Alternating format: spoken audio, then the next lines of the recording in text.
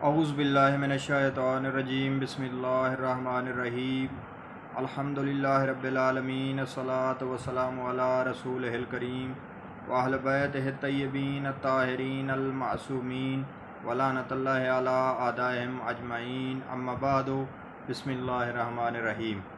मोमिनीन कराम अस्सलामु अलैकुम। तोहफ़ा आली अलैहिस्सलाम मदद। सबसे पहले आपसे माज़रत के एक फार्मल से माहौल में आपसे महवे गुफ्तगू हो रहा हूँ। वो इसलिए कि कुछ बातें ऐसी हैं जो मैं एक तरह से अर्जेंटली कहना चाह रहा था और वो बहुत ज़रूरी हैं, उनके लिए वक्त का वादा नहीं किया जा सकता था। और जो लोग सुनकर समझें कि ये मेरी बातें जो हैं ये मैं सही कह रहा हूँ तो वो इसको नसीहत समझ लें, और जो समझें कि मैं तनकीद कर रहा हूँ वो फिर ज़ाहिर है उसको तनकीद समझेंगे। तो लेकिन मैं कोशिश एक गुजारिशात और नसीहत करने के लिए ये सारी बात जो है वो करना चाह रहा हूँ। और वो मेरे आज मुखातिबीन जो है ना वो नाम नहाद अखबारी हजरात हैं, जो इस वक्त जिन्होंने मज़हब का बेड़ा उठाया हुआ है या दावा किया हुआ है उनसे। इस वक्त आपको पता है, जैसा कि ये तो बात मशहूर है कि हमारे दो एक गिरोह इब्तदा से ही हैं और असूली हजरात ने इसको काफ़ी छुपाने की कोशिश की है, लेकिन ये बात तय है कि असूलियों का एक अपना अलग से सिलसिला है और अखबारी जो उलमा है उनका एक अलग से सिलसिला है।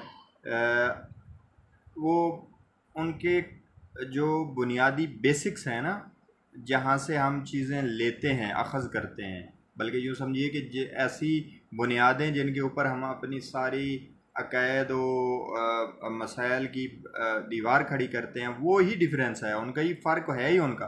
तो जब वो ही यानी दीवारें तो एक जैसी हैं नहीं तो ऊपर बिल्डिंग कैसे एक जैसी होगी, तो ये डिफरेंस है। बहरहाल ये मौजू नहीं है। मौजू इस वक्त ये है कि जो हमारे यहाँ अखबारी हजरात मौजूद हैं और वो मज़हब की माशाअल्लाह से असूली हजरात के सामने शीशा पिलाई हुई दीवार भी बने हुए हैं, उनके अक़ायद को चैलेंज भी कर रहे हैं और अपने अक़ायद की तरवीज भी कर रहे हैं, ये अच्छी बात है। लेकिन उनसे जो गुजारिशात हैं वो बड़ी अहम हैं। उनसे पहले मैं एक दो सवाल करता हूँ। वो सवाल ये हैं कि आपसे पहली बात तो आपसे ये है कि क्या आप उलमा के दुश्मन हैं? क्या अखबारी होना दुश्मनी उलमा की अलामत है? जवाब होगा नहीं। जब नहीं हैं उलमा के दुश्मन तो फिर आप जो उलमा के हवाले से जो काम है वो करने से गुरेज़ा क्यों हैं? आपके गिरोह में, आपके गिरोह से मुराद ये जो नाम नहाद अखबारी हजरात हैं, इनके गिरोह में उलमा के हक़ में काम क्यों नहीं हो रहा? जब काम आपका बोलेगा नहीं तो जो मुखालिफ है उसका इल्ज़ाम अवाम में माना रखता है। वो उसका इल्ज़ाम अवाम में जब जाता है तो वो बात साबित हो जाती है कि वाकई ये तो उलमा के दुश्मन है। तो एक तो ये बात हो गई, ये एक सरसरी है।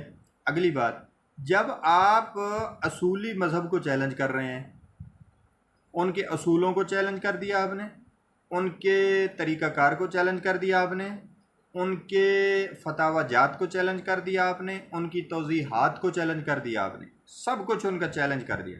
अब उसके सामने आप आ गए। अब अगर आप उन्हीं के सिस्टम से मदद ले रहे हैं, अगर आप उन्हीं की तौज़ीह से पढ़ रहे हैं, अगर आप उन्हीं के फतवे पर अमल कर रहे हैं, तो मैं आपसे पूछने का हक़ रखता हूं कि आपने जो चैलेंज किया था वो सही था या जो अभी प्रैक्टिकली अमल कर रहे हैं वो सही है? आप कर क्या रहे हैं? यानी मैं अगर उनको स्पेसिफाई करता जाऊं तो नाम लेना मुनासिब नहीं है। एक साहिब वो अखबारी होने का दावेदार है और असूलियों के तो बिल्कुल उन्होंने तलवार पकड़ी हुई खिलाफ, और जो ही उनको कोई बात कर लो जो उनके यहाँ अकल में फिट नहीं बैठती, फौरी तौर पे किसी असूली की किताब उठाएंगे और हदीस उड़ा देंगे। और असूली सबसे बड़ा जो होगा, हालांकि अगर वो उसी किताब को पढ़ लेते ना तो उनको पता चल जाता कि जो वो भेजे शरीफ में नहीं डालना चाहते वही उसमें लिखा हुआ है, जिसके ऊपर वो लोगों को काफिर और मुशरिक और मुकस्सिर साबित करते रहते हैं, वो उस किताब के इब्तिदा में लिखा हुआ है। अगर वो किताब के इब्तिदा में ही गलत लिखा हुआ है तो सरकार आप उस किताब के ऊपर क्या असूल लेके बैठ गए? तो ये एक का मसला नहीं, ये हर एक का है। ये जितने नाम नहाद अखबारी हमारे यहाँ मौजूद है वो यही कर रहे हैं। चैलेंज किया हुआ उनके असूलों को, फिर उन्हीं के असूलों के ऊपर हदीसें उड़ा रहे हैं। क्या हमारे अखबारी हजरात इसी तरह हदीसें उड़ाते थे? हमारे अखबारी हजरात क्या हदीस को ज़ईफ़ कह के नाकाबिल अमल करार देते हैं? अगर आप अखबार की बात करते हैं तो हमारे तो किसी आलम ने नाकाबिल अमल करार नहीं दी है। वो ज़ईफ़ कहेगा, वो उसको बेशक उसके लिए और भी लफ्ज़ इस्तेमाल किए हैं मुतकद्दिमीन ने भी, लेकिन उन्होंने कभी भी उसको रद्द नहीं किया है। वो उसके लिए वो लफ्ज़ भी कब इस्तेमाल किए? जब तारुज़ की कोई सूरत बन गई तो उस पर खामोशी इख्तियार कर ली और दूसरी को, लेकिन उस हदीस को कभी ये नहीं कहा कि ये कलाम मासूम नहीं है। अल्लामा मजलसी की मिसाल देता हूँ, चूँकि सब एक मशहूर बात है।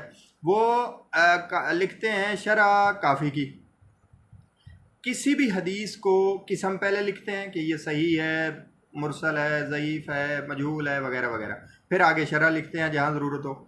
अब वो एक हदीस को जो तो सही हो गई, सही या अज़ किस्म सही में आ गई, वो तो हो गई, वो तो कलाम मासूम साबित हो गया।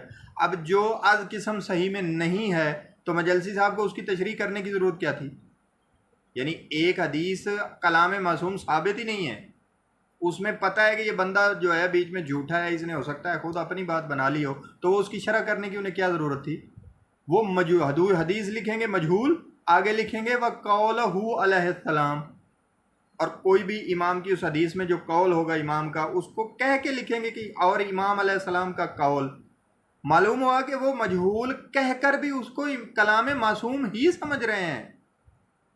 अखबारी तो ये हैं, उनका नाम अखबारी है किस लिए? आप वसाइल शिया पढ़ते हैं खैर से, उसमें ज़ईफ़ एक होता है ना कि हदीस सही हो तो फिर उसके ऊपर चैप्टर बनाना।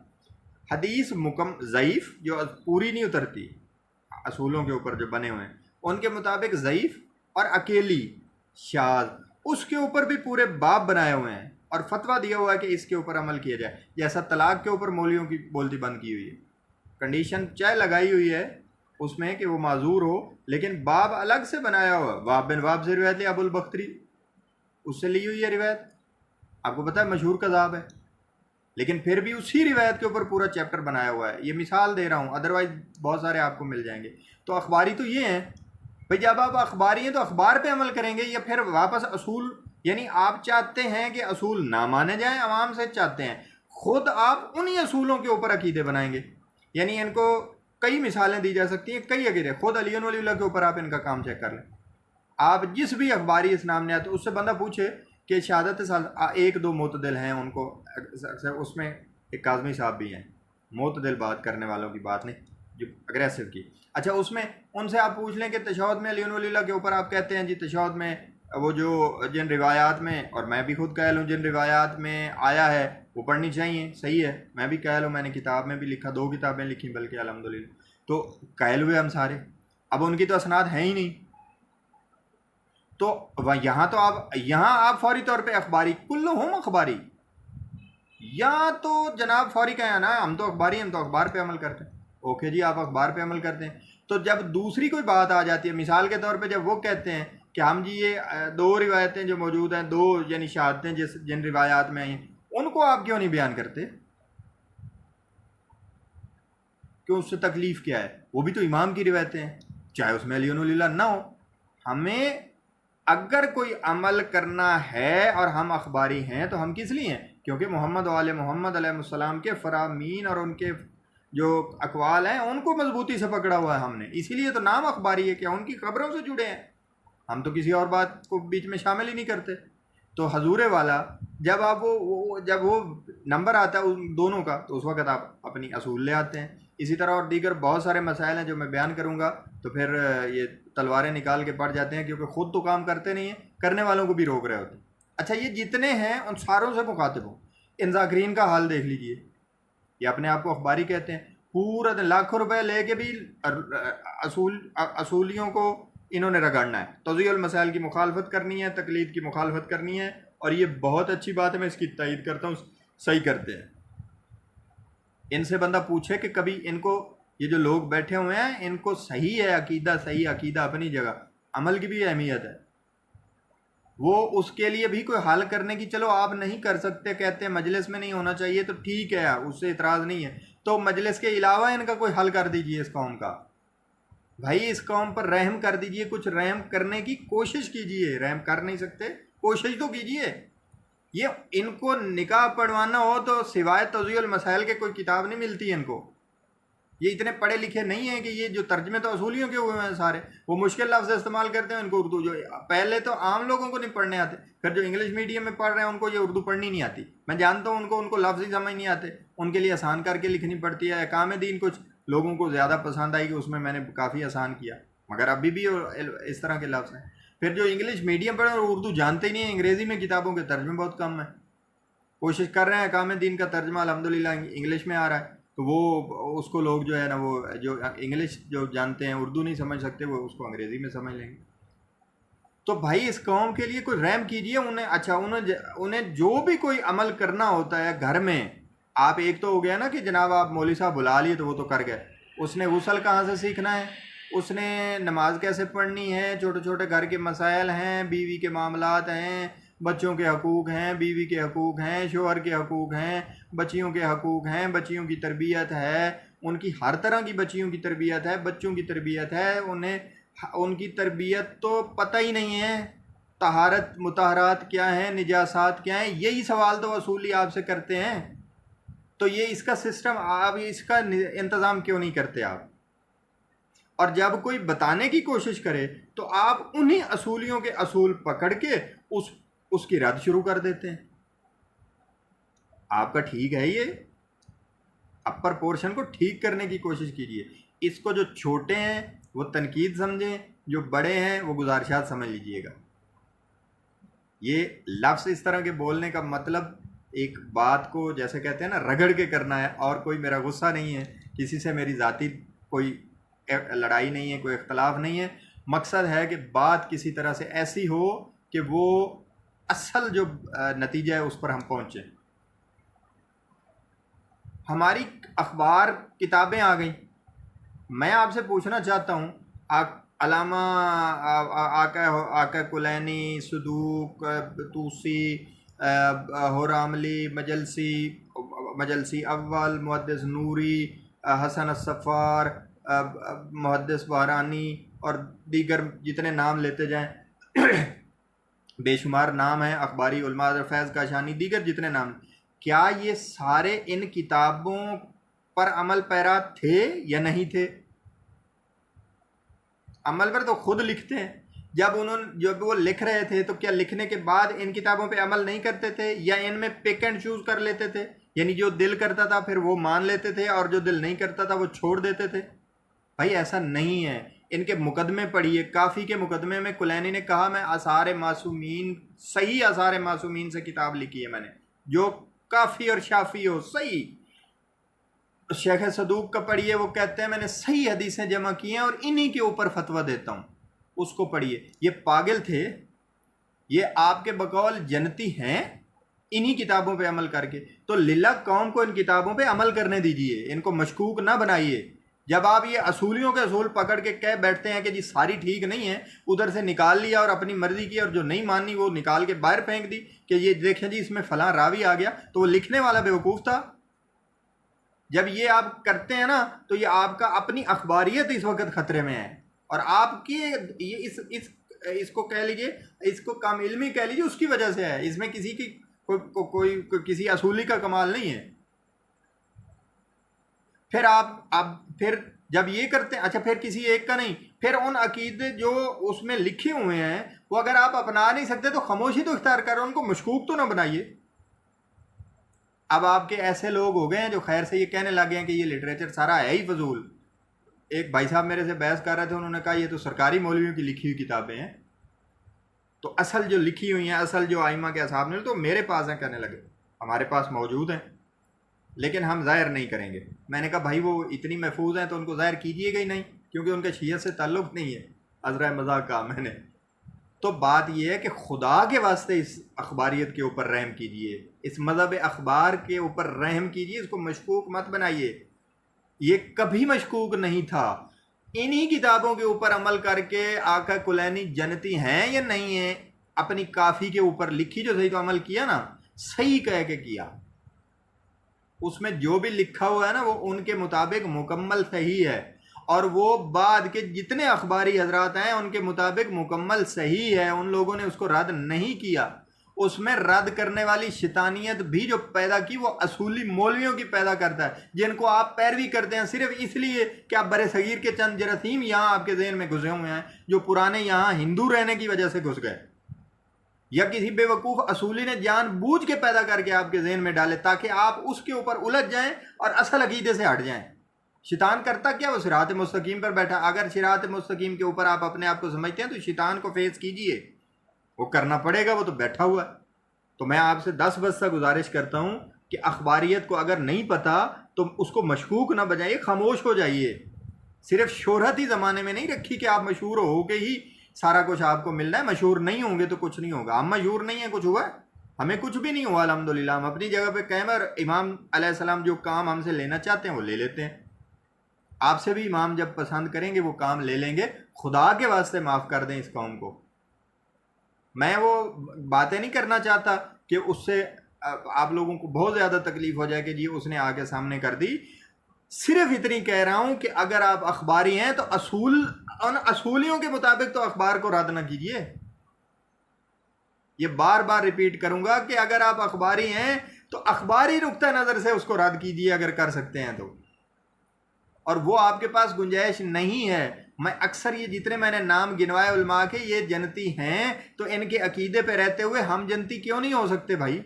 और अगर इनमें से ये जहन्नम चले गए तो भाई आपके जन्नत में जाने का तो सवाल ही पैदा नहीं होता। कभी आप किताब को मशकूक कर रहे हैं, कभी आप उसमें मौजूद हदीसों को मशकूक कर रहे हैं, कभी लिखने वाले को बेवकूफ़ साबित कर रहे हैं। यानी इतना मशहूर किया और वो इतना, अल्लाह उनके उसके दर्जात बुलंद करे, बड़ा माशाल्लाह मशहूर खतीब हुआ। वो कहा करता था बिहार में अल्लामा मजलसी ने फरमाया है कि बिहार तो समंदर है, इसमें हलाल भी है इसमें हराम भी है, तो तुम देख लेना, हलाल ले लेना, हराम छोड़ देना, क्योंकि समंदर में हलाल भी होता है हराम भी होता है। अल्लाह उसके दर्जा, अल्लाह उसका ये झूठ मेंबर हुसैन पे बोला हुआ माफ़ कर दे बस। कहाँ ऐसा मजलसी ने फरमाया भाई? आका मजलसी ने बिहार जिस मेहनत से लिखी है, काश उसका मुकदमा ही पढ़ लेते कभी ज़िंदगी में।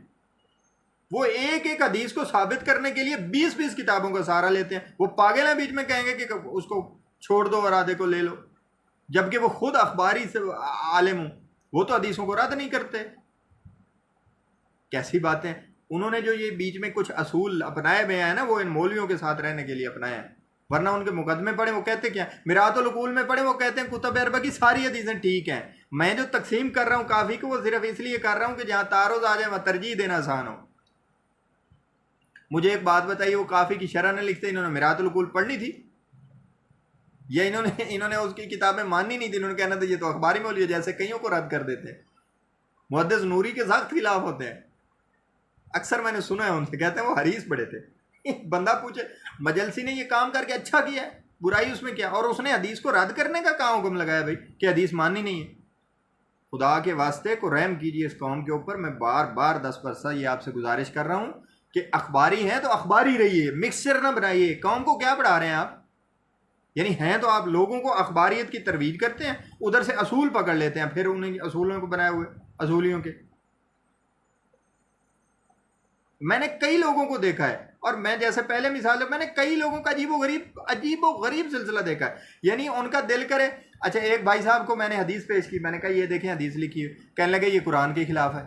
मैंने कहा भाई वो कुरान कैसे खिलाफ है? एक आगे से आयत पेश कर दी, मैंने कहा देखें उस आयत में ये चीज़ है और हदीस में ये, तो खिलाफ कैसे? कहने लगा नहीं वहाँ माना ये होगा। मैंने कहा ये माना कैसे होगा? कहने लगा ये इमाम ने फलां ने फरमाया। तो मैंने कहा फिर हदीस को कुरान से तो नहीं परख रहे, हम तो हदीस को हदीस से परख रहे हैं, क्योंकि आप तो कह रहे हैं इमाम ने उसका माना ये बताया। तो ये हाल है। अब ये करते क्या है, वो हदीस सुनेंगे इमाम ने फरमाया कुरान पे परख ले, उसकी मैं दूसरी तरफ ज़रा मिसाल दे दी ये वाली कि मतलब उसके बैकग्राउंड का पता ही नहीं है कि इमाम ने कौन सी बात कहाँ फरमाई, कौन सी बात किस लिए फरमाई, और उसके ऊपर रटे हुए हैं। और वो बार बार वही चीज़ वो जानबूझ के असूली करते हैं कि वो जानबूझ के उन्हीं चीज़ों को ज़्यादा पुट करते रहते हैं ताकि लोगों में वो चीज़ ज़्यादा फैले और वो लोग जब भी हदीस करें, अब कोई हदीस बयान कर लें, आगे से पूछते क्या है, इसकी सनद के बारे बताएं, होते अखबारी हैं, इनको क्या करें? ऐसे लोगों को क्या, ये किसकी कारसतानी है? ये असूलियों की नहीं, ये आपकी है। या आप अपनी गलती मानने की कोशिश कीजिए और इसको तसीह कीजिए। ये असूली किताबों से लिल्ला अखबारियत को जलील न कीजिए। आपको मतलब हर बंदे का ही आपने मुकाबला करना है, पुट्ठा सीधा हो गए उस बंदे की बात रद्द करनी है, चाहे मजहब का बेड़ा गर्क कर दें। भाई आप एक बंदे को गुमराह करेंगे ना, एक को, वो आगे कईयों को कर देगा। इसलिए खुदा के वास्ते अखबारी हजरात से मेरी गुजारिश है कि अगर नहीं आपको मसला मालूम हो रहा तो खामोश हो जाइए, या कम अज कम जो भी कहना है वो किसी असूली की किताब के हवाले से तो ना कहिए। एक भाई साहब से बात हो रही थी, वो अखबारी हैं अपनी तरफ से, अखबारी भी पहले तो कहने लगे ये किताबें ही सही नहीं है सरकारी मौलवियों को, जैसे मैंने पहले बताया। फिर आहिस्ता आहिस्ता इन्हीं किताबों की तरफ आ गए और फिर इन्हीं से इस्तदलाल शुरू कर दिए। अब इस्तदलाल कैसे कर रहे हैं, अब मैं उस पर मौजू तो नहीं खोलना चाहता, मगर इस्तदलाल बताना आप हैरान हो जाएंगे। इस्तदलाल कैसे कर रहे हैं, एक किताब से एक पूरा बाब काट के लगाते हैं और कहते हैं ये देखें जी इमाम ने ये फरमाया है। अब वो जो कह रहे हैं ना उस बाब में, वो हदीसें तो सही हैं, इसमें तो परेशानी वाली तो बात कोई नहीं, लेकिन वो जो उसमें फरमाया जा रहा है ना, वो बुनियादी तौर पर वो है नहीं, उनको माना मालूम नहीं था, तो वो गलती से वो उसके साथ चिपका रहे थे और फिर उनको आपस में टकरा रहे थे, और टकराने पे कहते थे ये सही है और वो नहीं माने। अच्छा, अब एक तो हो गया ना कि वो माना नहीं है, ये तो अलग मौक़िफ़ हो गया। मैं कहता हूँ फॉर सेक ऑफ आर्गूमेंट वो ही माना हो, एक बाब उस किताब से लग गया, वो उसने माना हुआ है। दूसरा एक मैं सामने लगा देता हूँ कि ये देखें जी इमाम ने ये फरमाया। अब हम फॉर सेक ऑफ आर्गूमेंट बात कर रहे हैं कि वो दोनों हदीसें आपस में टकरा भी रही हूँ तो तस्लीम दोनों को नहीं करना चाहिए, और फिर उसमें से नतीजा निकालना चाहिए इमाम के फरमान के मुताबिक। यानी या तो उसमें से किसी एक को ले लें, मैं बाब तस्लीम उस पर अमल कर लें, दूसरी पर खामोशी इख्तियार कर लें, या ये कि बाद वाले इमाम का कौल ले लें, या उसमें से जो आपको लगता है जिस पे ज़्यादा रुझान शियों का है वो ले लें, या अगयार जिसकी तरफ ज़्यादा झुकाव रखते हैं उसको छोड़ दें और दूसरे पे अमल कर लें। ये इमाम ने मुख्तलिफ तरीक़ाकार बताए हुए हैं, इनमें से किया जाता। अब वो कर क्या रहे हैं, वो जो खुद लगा रहे हैं वो ठीक है, ये कहते हैं हदीस है, और जो मैं लगा रहा हूँ वो कहते हैं ये तो रिवायत है। अच्छा, रिवायत और हदीस का अलग करके ये तो, और ये है ही कुरान के ख़िलाफ़, सारा उसको कुरान के ख़िलाफ़ ही बना दिया सारा। मैंने कहा कुरान के जो खिलाफ है ये कहाँ बात लिखी है, कहने लगे उस किताब में लिखी है। मैंने कहा वो जो लिखने वाला था उसने ये हदीस लिखी, फिर ये हदीस ले आया, अब पता चला कि उसके नज़दीक ये कुरान के खिलाफ न थी। इसी तरह मेरे नज़दीक भी कुरान के खिलाफ नहीं है, आपके नज़दीक ये कुरान के खिलाफ है। तो इसका मतलब ये हुआ कि कुरान पर परखने का मेयार जो है वो हर बंदे का अपना अपना हो जाएगा। जैसे बुखारी वाले वो करके बैठे हुए हैं कि बुखारी कुरान के मुताबिक है और काफ़ी नहीं है, काफ़ी वाले करके बैठे हुए हैं कि काफ़ी कुरान के मुताबिक है और बुखारी नहीं है, तो मेयार अलग अलग हो गया। इसी तरह हर बात जो मैं कहूँगा उसकी वजह यह है कि कुरान मजीद के ऊपर वो परखेगा जो कुरान का इल्म रखेगा। मुझे कुरान का खुद इल्म नहीं, मैं तफसीर देखने के लिए फिर भागता हूँ हदीस की तरफ, यानी हदीस को उठाऊँ कुरान के पास ले जाऊँ, फिर आगे तफसीर पढ़ूँ और तफसीर के साथ मैच करके कहूँ दे कि मैंने कुरान से हदीस परख ली, वाह जी वाह क्या बात है। मैंने कुरान से नहीं हदीस से परखी है, कुरान तो मुझे समझ नहीं आया, कुरान में क्या लिखा हो तो लफ्ज़ की तो पता ही नहीं चलता। बहरहाल बात बढ़ रही है, कहने का वही मकसद है, इब्तदा से इंतहा तक बार बार ये कह रहा हूँ कि अखबारी हजरात जो इस वक्त मज़हब के ठेकेदार बने हुए हैं उनसे मेरी गुजारिश है कि लिल्ला अखबारियत के ऊपर रहम कीजिए। अखबारियत के मुताबिक कोई चीज़ को खामोशी इख्तियार करनी है या उसे अमल नहीं करना तो कीजिए, असूलियों के मुताबिक उसको रद्द करके मज़हब को मशकूक न बनाइए, अपनी किताबों को मशकूक न बनाइए। इमाम ज़माना अलैहिस्सलाम ने फरमाया है कि ये जो रावी हैं हमारे हदीस के, ये तुम्हारे ऊपर हुज्जत हैं, तो लिल्ला इन हुज्जतों को जलील न कीजिए कौम के सामने, और जो अल्लाह के सामने बिलखसूस जलील ना करवाइए। वो तो कर ही रहे हैं, उन्होंने तो अपनी मर्ज़ी से मज़हब गढ़ लिया है, जो दिल किया है वो मान लिया, जो दिल किया उसको ठोकर मार दी है। तो इस तरह का कुलिया अगर आप रखेंगे, उन्होंने 100% कर लिया, आपने 20% कर लिया, तो फ़र्क क्या हुआ? यानी उन्होंने 100% गढ़ा, आपने 20% गढ़ लिया, उन्होंने 80% तर्क कर दी हदीसें, आपने 10% तर्क कर दी, तो कुलिया तो बराबर हो गया ना, तर्क करने वाले असूल तो मिल गए, फ़र्क क्या हुआ? तो हमारे अखबारी हजरात जो हैं वो हदीसें तर्क इस तरह से नहीं, रद्द नहीं करते उन पर खामोशी इख्तियार करते या आइमा के फरामीन के मुताबिक उनको कुलिया लगा लेते। इस हवाले से आप वसाइल शिया की जो आखिरी जिल्द है उसको आप पढ़ सकते हैं, जो रिजाली हवाले से है, ताकि आपके ये बात ज़हन में आए कि वो किस तरह से उन्होंने ये असूलियों को रद्द किया और ख़ुद क्या क्या बातें कही हैं। और इस तरह से जिस तरह आप असूली की किताब पकड़ते हैं कोई भी रिजाल की, और वो पकड़ के बैठे होते हैं और हदीस को रद्द कर रहे होते हैं, यार आप अखबारी हो के क्या कर क्या रहे हैं आप? अब आगे से जवाब देने वाला मुझे पता है कि देगा तो कहेगा ये तो रिजाल के मुखालिफ हैं। भाई रिजाल का मुखालिफ होना और चीज़ है, और ये जो मैं कह रहा हूँ ये और बात है। खुदा के वास्ते इस अखबारियत पर रहम कीजिए। ये मेरी दरख्वास्त थी, ये मेरी गुजारिशात थी, और छोटे इसको तनकीद भी समझ सकते हैं, ये तनकीद भी थी। इसलिए कोशिश सिर्फ यही थी कि हो सकता है किसी के ज़हन में ये बात मेरी घुस जाए और वो इस कम अज़ कम इस अपनी रविश को दुरुस्त कर ले तो बहुत अच्छा हो जाए। वमा अलैना इल्लल बलागुल मुबीन।